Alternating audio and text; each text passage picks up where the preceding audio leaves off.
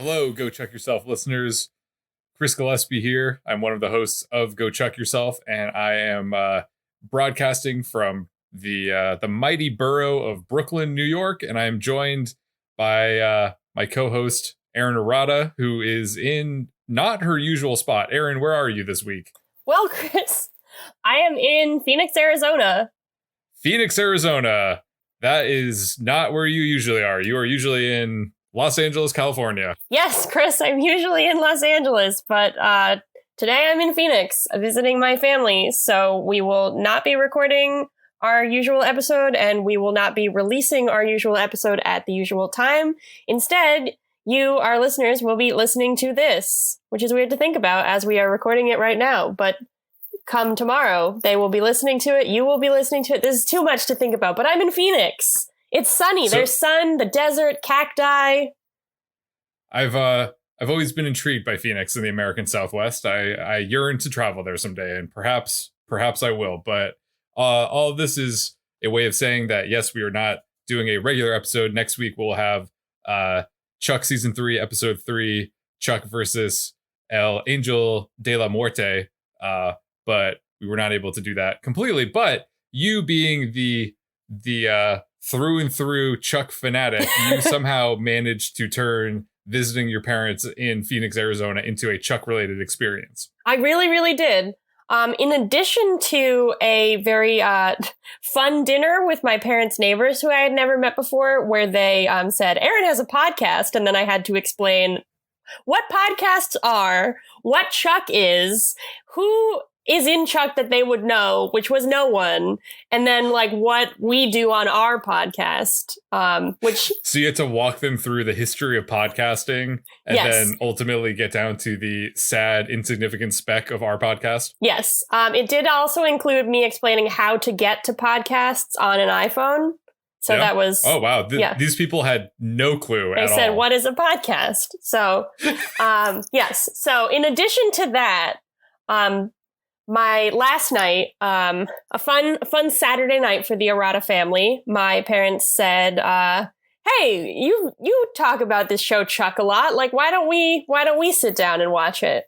So, as a Chuck fanatic and podcaster, I decided to take a few notes, detailing my parents' experience. So there's only a few, but we watched the pilot episode and episode 2, Chuck versus the Helicopter, which was also kind of nice for me because I feel like in the midst of the season of Erin, my appreciation for Chuck as a show has just really grown. So I feel like I enjoyed these 2 episodes even more than I had the first time.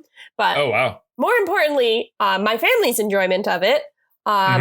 You can glean that they liked it at least enough to watch 2 episodes, and they might watch more. I'll keep a running update for this. But my first note is my dad is very concerned about why Bryce seems to have a bigger role than Chuck in this pilot. And then I wrote down exactly what he said. In the first, you may remember that the first minute and a half are involve a lot of Bryce intercut with things of Chuck. So my dad was getting increasingly concerned, and he starts off with, "Who is this guy?"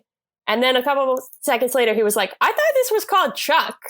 And then a minute later, he was like, "Okay, who has a bigger role, Chuck or this guy?" And I was like, "Dad, just watch the show."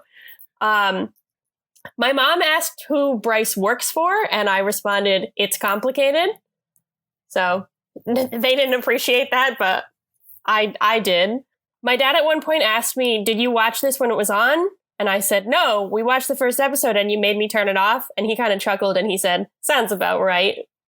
So it was a little bit of a burn. Okay, this is big news, which you may or may not be excited about. But my dad said, "Chuck reminds me of Chris." Really? Yeah. He continued to clarify it was, you have the same sense of humor as Chuck. So I don't know if he meant the character Chuck or the show Chuck. I also don't know, would you say that's true? Do you have the same sense of humor as Chuck? I guess so. I mean, you like Chuck, so I guess. I like Chuck. I think it's... Wait, are we talking about the character or are we talking about the show? I don't know. Either or. I'm assuming he was referring to just the character, but I'm kind of smitten by the idea that he's like, this whole television show featuring several characters really reminds me of your one friend, Chris. It's very Walt Whitman-esque in Leaves of Grass. He did today tell me to tell you that he enjoyed the show Chuck as if you had created it. So I think in my dad's head, you wrote Chuck. Thanks, John. I appreciate that. I offered to write it, but they didn't take me up on that offer. Not yet. No. I also, when I was developing the pilot for Chuck, my original title for the show was called This Guy. And I wanted it to be about this guy, but instead people are like, well, why isn't it about this character named Chuck? So yeah, that makes that's sense. very flattering. I appreciate, even though the first episode of Chuck is Chuck at his peak loserness, right? Like he's not a spy and he's not turning into a cool person. Yeah, I mean, that's true. So it's a little bit of a burn. That's fine. One last piece of dialogue from my dad that I wanted to note is that in the second episode, Chuck versus the Helicopter, when Casey's like SUV thing, his like big like government issue black SUV blows up, my dad goes, "There goes a nice vehicle." Moment of silence. And then my last thing I wanted to say about this is just I did something that a segment I like to call John Laugh Tracker, where I wrote every time my dad laughed. So he laughed at the introduction of Harry Tang, the introduction of Jeff. He laughed at the introduction of the Ninja. He laughed at Astro Diapers, which was something I didn't even notice that is on display at the Large Mart. He laughed when he saw the facades of the Large Mart and Buy More. I think he liked those names. He laughed in the second episode when the teen boy says, "I love you" to Sarah. And then his favorite joke that he laughed the hardest at was, "Vicky fail, Vicky fail." So that was my experience watching with my parents. They seem to have enjoyed it. So thank you, Chris, for giving us this show personally. Yeah, you're welcome. Thank you, Aradas, for allowing me to do a podcast with your daughter about the show that I created as a teenager. They might be listening right now.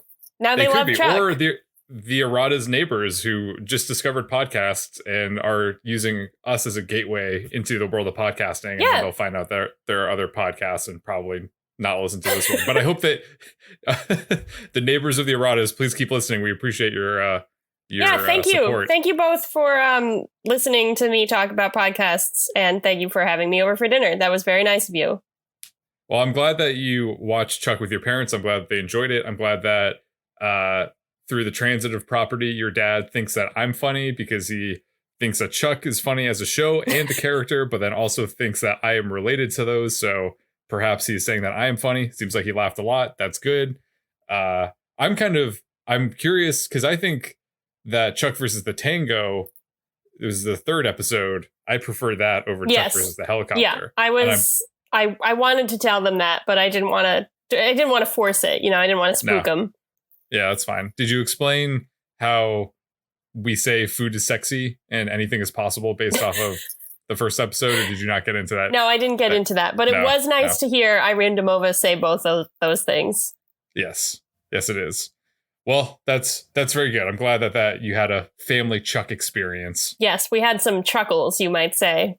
So similar to our sign-offs, that's a bit that we do regularly where we reference the first episode with anything is possible, food is sexy. We also have another regular bit on Go Chuck Yourself that started very early, and it makes no sense. And it runs throughout our show, at least. Doesn't really have anything to do with Chuck, but I'm not gonna. So Erin, why don't you tell listeners about what happened, and then we can explain why that's significant. So, in visiting my parents this past week, they took me to see the sights of Phoenix and the surrounding cities. And one day we spent in Old Town Scottsdale. So we're going around. There's a bunch of like souvenir stores, artist shops. I bought a sticker of Baby Yoda. Like I'm having a great time. I'm having like a coffee fueled panic attack. Like it's great. So my mom wants to pick up some vinegar from her favorite olive oil and vinegar store. So we walk in. And a man is behind the register with a woman, and he comes out and he says, "Hello, have you all been here before?" And my mom says, "Yep." And then he says, "Okay, well, let me know if you need any help." And then he goes back off to do whatever he's doing. And I'm thinking to myself, that man looks really familiar. He looks like someone, like, I'll get to who it was in a second, but I thought that he looked like someone, and I thought, I should Google if that man owns an olive oil and vinegar store. And then I thought, why would he? Like, that doesn't seem like something that he would own. So I'm carrying on about my business. I completely forget about this interaction. We go home with our vinegar. My mom brought cranberry pear, I believe, which I'm hoping that we'll be able to try sometime before I go home. I haven't tried it yet, but we bought it. We get home, and I'm outside with my parents' dog, and I hear my mom say, "Hey, you know who owned that olive oil and vinegar store?" And I said, "Who?" And she said, "Frankie Muniz!" It was Frankie Muniz. I saw Frankie Muniz with my own eyes, and I recognized him, but I did not trust myself. So I Googled it, and yes, he owns an olive oil and vinegar. I don't know why I keep saying it like that, but he owns an olive oil store in Scottsdale, Arizona, called Outrageous Olive Oils. It's Frankie Muniz and his lovely wife. I am going to take my headphones off. I'm going to walk away from my microphone, and then I'm going to do the loudest Frankie Muniz that we've recorded. You have to honor this experience. Yes. So hold on one moment. Okay. I want it to be so loud that my microphone picks it up. Frankie Muniz! And his wife. My headphones picked that up. It was so loud. Thank you for honoring this. Thank you. So Frankie Muniz, we shout his name a lot randomly. That was a bit that we started doing in the first season because we were talking about Agent Cody Banks 2, which is a movie that I've not seen. Supposed to see it on my birthday, but then this one kid that was supposed to go, that was a part of the birthday party, said he got sick. I don't really think he was sick, so we had to abort the birthday party. Haven't seen this movie. Erin told me this. I was texting with you before this happened, and we were talking about recording an episode from Arizona, talking about your experience. We didn't really know what that was going to be yet. And then the universe... It heard our calls. It heard it, and it just delivered in such a beautiful way that you met Frankie Muniz. I met Frankie Muniz. Out of all the people, you met Frankie Muniz. It was truly, and so now my mom felt guilty that she didn't like acknowledge that he was Frankie Muniz and like thank him for his work that he has given to the world. So next time she goes back, she's gonna probably she was like, "Oh, I should have said hello to him. I should have." So I on the one hand, I treated Frankie Muniz exactly as I would have treated any other owner of an olive oil store. So yep. I hope that he appreciated that. But also, Frankie, if you are listening, if you have heard our siren song, if we have shouted loud enough to draw your attention, thank you for the olive oil, and I'm excited to try it. And Frankie, I think that we could work something out. We could, we could give a shout out to Outrageous Olive Oils. We could do that. And we would be more than happy to do that. If you ever want to be on the show and talk about olive oil, we will also make that happen. Yeah. I'll try. What a time. I'll try to convince my parents to take me back one more time, and I'll ask him if he would consider sponsoring Go Chuck Yourself. He was very nice, and he looks like you would think he looks. Like he looks like Frankie Muniz. He seems like a nice guy, and it seems like a wonderful shop. Outrageous Olive Oils. It seems like they really curate the best olive oils from around the world in different flavors and and they have a brochure, and it says which types of vinegars or oils are best for which type of ailment. So if you're having like acne troubles, if you're having trouble sleeping, like there's a vinegar for that. So they're very, very helpful. That's perfect. Yeah. Well, I am glad that you had such a pleasant time in the city of Phoenix. I hope that you have safe travels back to Los Angeles. Thank you. And thank you, listener, for listening to this little mini episode. I hope you enjoy, and we will see you next week for Chuck versus the Angel de la Muerte. Woo! Little Spanglish there for you. See you next week. Frankie Muniz! Frankie Muniz. Frankie, we love you.